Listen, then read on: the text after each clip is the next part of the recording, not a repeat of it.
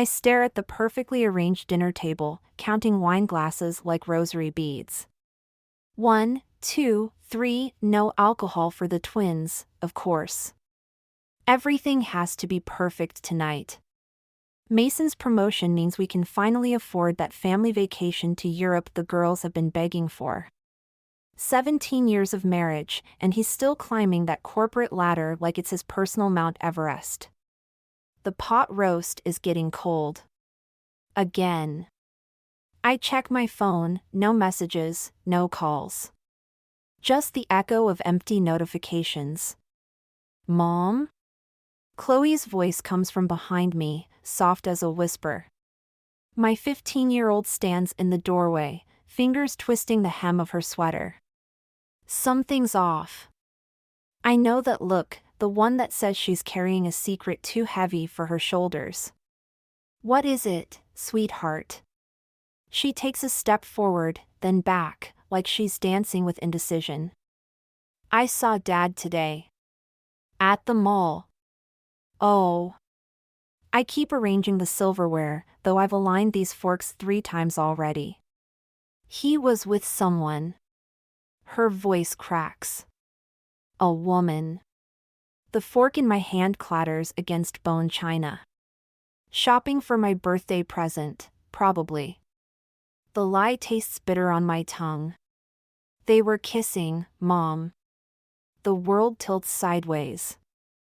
I grip the back of a dining chair, my knuckles turning white. Through the window, I watch Emma helping the twins out of the car. They must have just gotten back from soccer practice. Their laughter filters through the glass, obscenely normal. Are you sure? I ask, though I already know. Mothers always know, don't we? We just choose when to stop pretending. Chloe nods, tears spilling down her cheeks. She had red hair. And one of those yoga mat bags. I pull her close, feeling her body shake against mine. Over her head, I watch the twins racing up the driveway, their matching ponytails bouncing in sync. Emma follows, phone in hand, probably texting about college applications. My beautiful girls, about to watch their world crack in half. The garage door rumbles. Mason's home. Don't say anything, I whisper to Chloe. Not yet. She pulls back, wiping her eyes. What are you going to do? I smooth down her hair, the same gesture I've made 1,000 times since she was small. But this time, something else moves through me, something cold and sharp and certain. I'm going to serve dinner, I say, and then I'm going to destroy your father's life. The front door opens. Mason's whistling. He has no idea what's coming. The business card feels heavy in my hand, Saracen, private investigator. I've been holding it for 20 minutes. Staring at the embossed letters until they blur together. Emma's voice drifts up from downstairs, helping the twins with their math homework. The normalcy of it makes my stomach turn.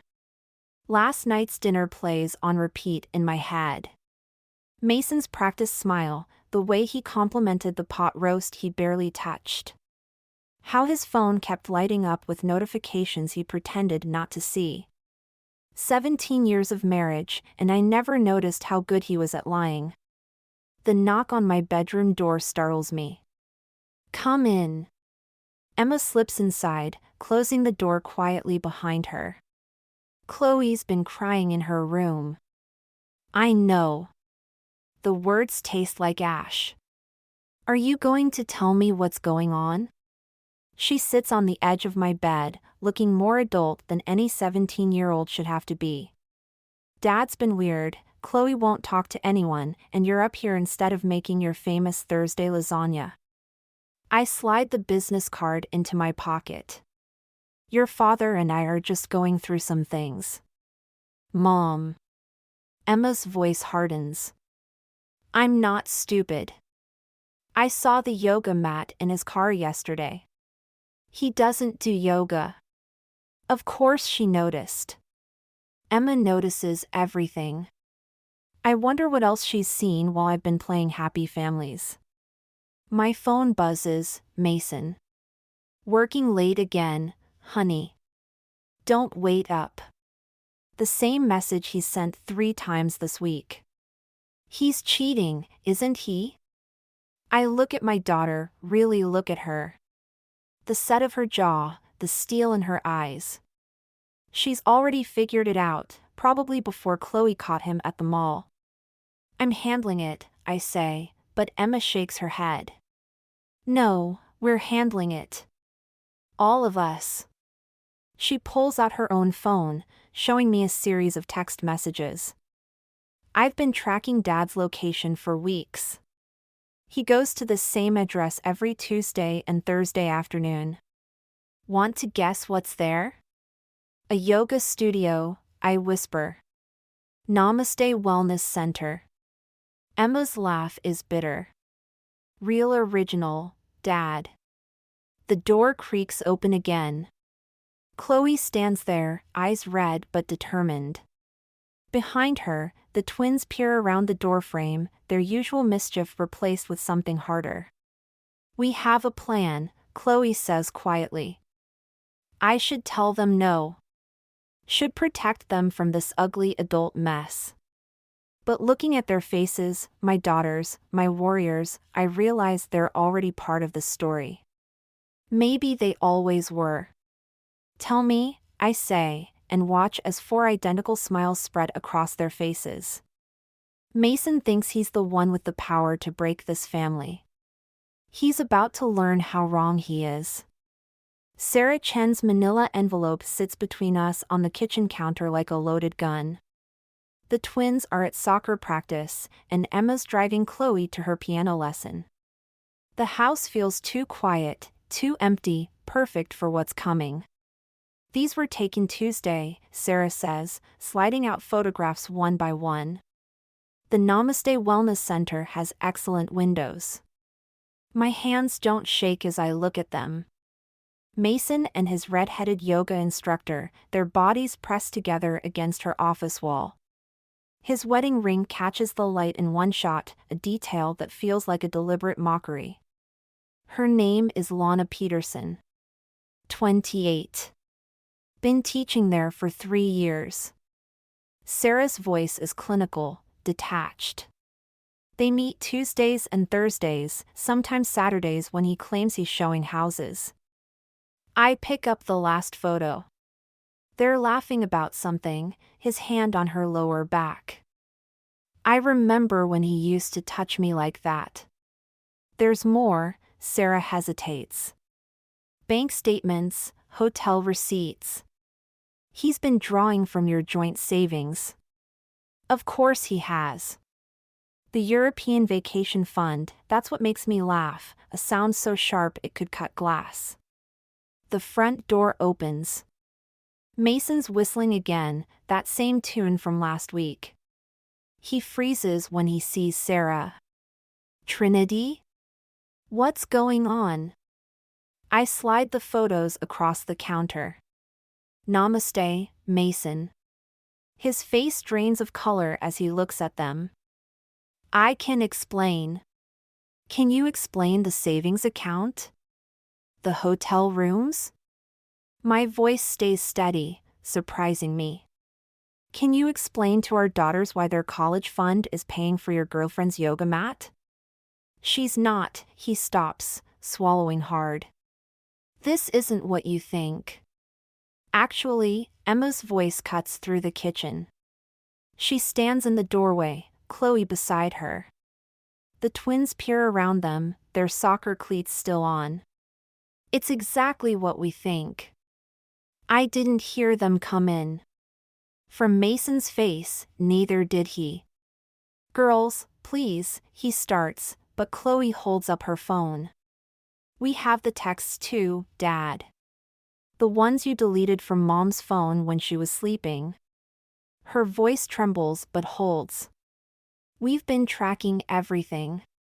Mason collapses onto a kitchen stool, his charm evaporating like morning dew. I never meant. I love you all. I love our family. Funny way of showing it, Emma says, and there's something in her tone that makes Mason flinch. I gather the photos, sliding them back into the envelope. The girls and I have discussed this. We have terms. Mason looks up, hope flickering across his face. He thinks there's still a way to fix this, to charm his way out. He has no idea what's coming. Terms? He asks. The girls move to stand behind me, a united front. Terms, I confirm, and begin to lay out our plan. The divorce papers feel like ice in my hands as I watch Emma outline her plan. The girls sit around our kitchen table, our war room now, while Mason sleeps upstairs, unaware of the storm brewing beneath him. He thinks we'll stay with you, Emma says, tapping her notebook. That's his weakness. He's counting on it for the custody arrangement. Avery leans forward, her twin following suit like a mirror. But what if we don't? My chest tightens. Girls, no. I can't let you. Mom. Chloe's voice is soft but firm. You've protected us our whole lives. Let us protect you now. I look at their faces, these daughters I've raised, suddenly showing me steel I never knew they had. The twins exchange those secret glances they've perfected since birth. Emma's jaw is set in that familiar way that means her mind's made up. And Chloe, my sensitive one, looks steadier than I've seen her in weeks. We'll tell the judge we want to live with Dad, Emma continues. He'll be thrilled at first, thinking he's won. But then what? Then we show him exactly what he's losing. Mia grins, a flash of mischief in her eyes. For teenage daughters, all their activities, all their drama, all their needs, and no mom to handle it all. The plan unfolds like a blooming flower of vengeance. Soccer practices. Piano lessons. College applications. Boys. Shopping. Meal planning. The 1,000 invisible threads I've always managed that Mason never noticed. Plus, Avery adds, we know about Lana's gambling problem. My head snaps up. What? Emma slides her phone across the table. Social media posts, credit card statements, online betting receipts, all tied to Lana Peterson's accounts. Dad's not the only one who can track people online. He's been paying off her debts with our college fund. The revelation hits like a physical blow. Not just an affair, he's been financing his mistress's addiction with our children's future. We can destroy them both, Chloe whispers, and for a moment I see something dark flash across her face that scares me. Girls. I start, but Emma cuts me off. Mom, he broke our family. Let us break his fantasy. Upstairs, a floorboard creaks. Mason, probably heading to the bathroom. In that moment, listening to his footsteps above us, I make my decision. Okay, I say, and watch 4 identical smiles spread across their faces. But we do this smart. We do this right. Don't worry, Emma says, and there's something in her voice that reminds me so much of myself at her age, before I learned to swallow my rage. Before I learned to play nice. We've thought of everything. Mason's footsteps fade back to the bedroom. He has no idea what's coming. Neither do I, really, but watching my daughters plan his downfall, I realize I'm not just their mother anymore, I'm their general, and this is war. The courtroom feels smaller than I expected. Mason sits across the aisle, his lawyer whispering in his ear. He's wearing his lucky blue tie, the one I gave him for our 15th anniversary. The irony makes me want to scream. Judge Harrison shuffles through her papers. Regarding custody arrangements. Your Honor, Mason's lawyer interrupts, my client is seeking primary custody of all 4 children. The words hit like a physical blow, though I knew they were coming. Part of the plan. Still, hearing them spoken aloud makes my hands shake under the table. Mom? Emma whispers from behind me. I don't turn around. Can't look at them right now or I'll break. Judge Harrison peers over her glasses.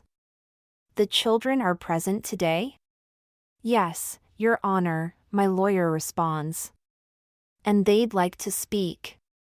Mason straightens, adjusting his tie. He thinks this is his moment of triumph. I watch his face, memorizing every detail of his confidence before it shatters. Emma steps forward first, her college acceptance letter clutched in her hand. I choose to live with my father. Mason's smile freezes. Chloe follows, then the twins in perfect synchronization. Each declaration lands like a hammer blow.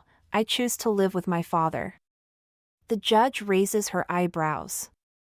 Mason's lawyer whispers frantically in his ear, but he waves her off. Of course he does. He thinks he's won. Well, Judge Harrison says, given the children's clear preference. Your Honor. Emma steps forward again. We have evidence of financial misconduct. Mason's head snaps up. I watch the color drain from his face as Emma presents the documents, bank statements, betting receipts, transferred college funds. His perfect world cracking apart in real time.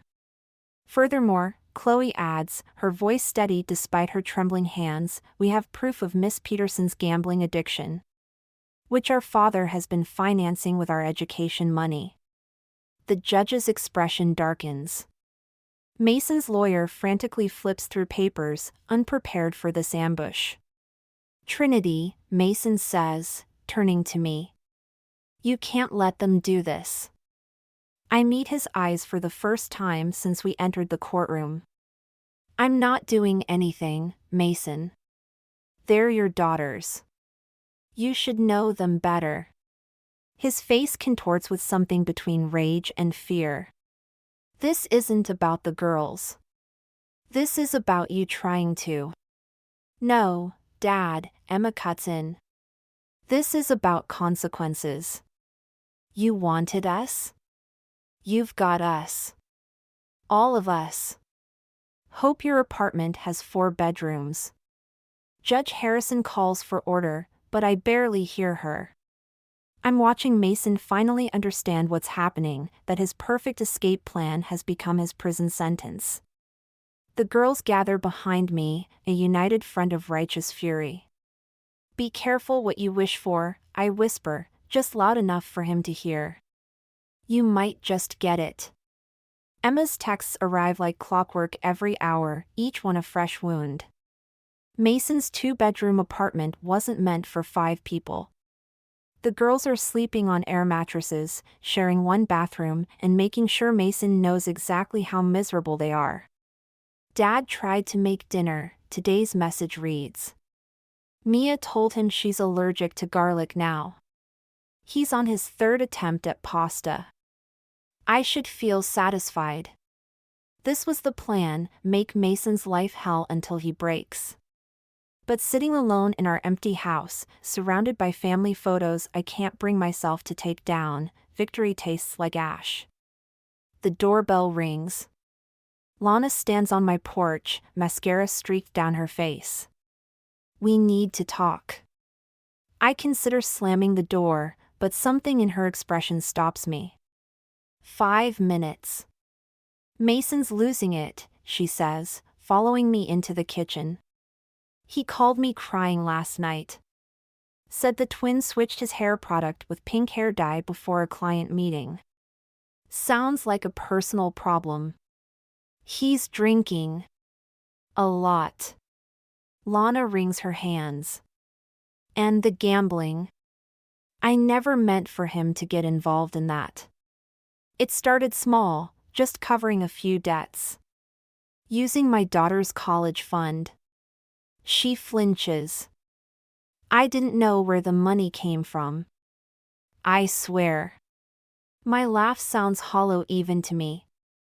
That makes it better? No, but, she stops, takes a deep breath. The girls are pushing him too far. Yesterday, Chloe invited my entire yoga class to dinner without telling him. 20 people showed up expecting a gourmet meal. He had to order pizza, and Emma made sure everyone knew about us. Good. You don't understand. He's unraveling. This morning he was talking about taking the girls and disappearing. Starting over somewhere else. The room tilts sideways. He wouldn't dare. Wouldn't he? Lana's voice cracks. You've pushed him into a corner. He's lost everything, his reputation, his clients, his savings. The girls are systematically destroying what's left of his life, and he's desperate. My phone buzzes. Another text from Emma, Dad's acting weird. Keeps asking about our passports. The fear hits like a physical blow. What have I done? In my quest for revenge, did I push Mason too far? Create a monster worse than the one I was trying to punish? I should go, Lana says quietly. I just thought you should know. She leaves me standing in my empty kitchen, staring at Emma's text. The house feels different now, not just empty, but ominous. The silence screams with possibilities I never considered. I reach for my phone, hands shaking. But who do I call? The police? My lawyer? The girls? What if trying to protect my daughters has put them in more danger than ever? I find Mason in the parking garage of his apartment complex, shoving duffel bags into his SUV. The girls' passports are clutched in his hand, edges crumpled from his grip. My footsteps echo against concrete, but he doesn't look up. Going somewhere? He freezes. Trinity. The girls texted me. Said you were taking them on a surprise vacation. I keep my voice steady, though my heart hammers against my ribs. Funny, since their passports were supposed to be in my custody. You don't understand. His hands shake as he tries to zip another bag. Everything's falling apart. My clients are leaving. The firm's investigating the missing funds. Lana's threatening to go public. So you decided to kidnap our daughters? It's not kidnapping. The words explode from him. I'm their father. I'm trying to protect them.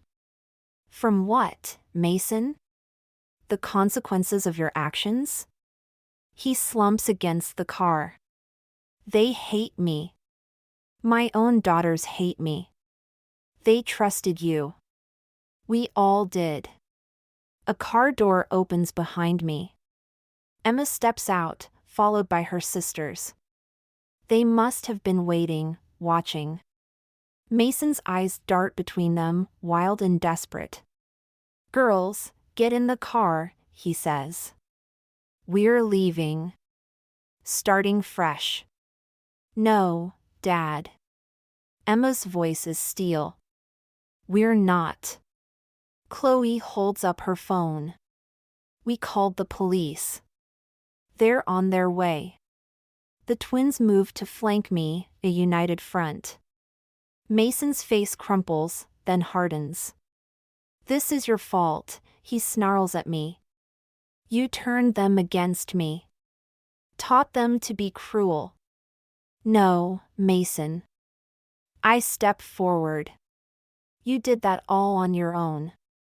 Every lie, every betrayal, every dollar you stole from their future, that was you. Sirens wail in the distance. Mason lunges for the driver's door, but Emma's already there, keys dangling from her hand. Looking for these? His shoulders sag. All the fight drains from him at once, leaving behind something small and broken. I just wanted. He whispers, but can't finish. We know what you wanted, Chloe says softly. But you can't have it anymore. Blue lights flash at the garage entrance. As officers approach, Mason looks at each of his daughters in turn. Really sees them maybe for the first time, not as weapons or shields or possessions, but as people he's lost. I'm sorry, he says, and for once, I believe him. The girls watch silently as police lead their father away. I reach for them, but Emma shakes her head. We're okay, Mom, she says, and I hear the truth in it. We did this together. We stand in the empty garage, 5 women forged in fire, while Mason's taillights fade into the night. Sometimes victory tastes like ashes. Sometimes it tastes like freedom. The envelope arrives on a Tuesday, delivered to my office instead of our house. Mason's handwriting, still familiar after everything. Inside, there's a check for the girls' college funds, the full amount he'd taken, plus interest, and a letter I'm not ready to read. At home, Emma's acceptance letters cover the refrigerator like battle medals. Chloe's playing piano again, the music floating through the house like it used to. The twins are planning their high school courses, arguing about which languages to take. Mom? Chloe stops playing mid-song. Dad called today. My hand's still over the dinner preparations. What did he want? To apologize. Again. She runs her fingers over the piano keys without pressing them. He's going to therapy now. Good for him. I mean it, mostly. Emma appears in the doorway, college brochures in hand. He asked if we'd have dinner with him. All of us. The knife in my hand feels heavier suddenly. That's your choice to make. Is it? Chloe asks. After everything? I set the knife down, turning to face my daughters. The twins have materialized too, drawn by the tension in the air like they always are. Revenge was your choice, I say carefully. Forgiveness can be too. But do you forgive him? Mia asks. I think about the unopened letter in my purse. About 17 years of marriage and 4 beautiful daughters and all the ways love can twist into something unrecognizable. I'm learning to forgive myself, I answer finally. For letting anger make my choices. For using you girls as weapons even if you volunteered for the job. We needed to do it, Emma says firmly. He needed to understand. Did he? I look at each of them in turn, my warriors, my conscience, my heart walking around in 4 different bodies. Or did we just need to prove we could hurt him back? Avery fidgets with her sleeve. Maybe both? The piano music starts again, Chloe picking up where she left off. It's a new piece, something complex and beautiful and a little bit sad. We could try dinner, Emma says slowly. Not for him. For us. I nod, feeling something tight in my chest begin to unwind. The letter can wait another day. Right now, there's dinner to make and homework to check and 1,000 tiny moments of normal life to reclaim. Mom? Chloe's voice rises over the piano notes. We're going to be okay, aren't we? I look around my kitchen, at these daughters who chose justice over vengeance, healing over hatred even when I couldn't. We already are. The music swells, filling all the broken places with something new. Something stronger than revenge. Something that feels a lot like grace.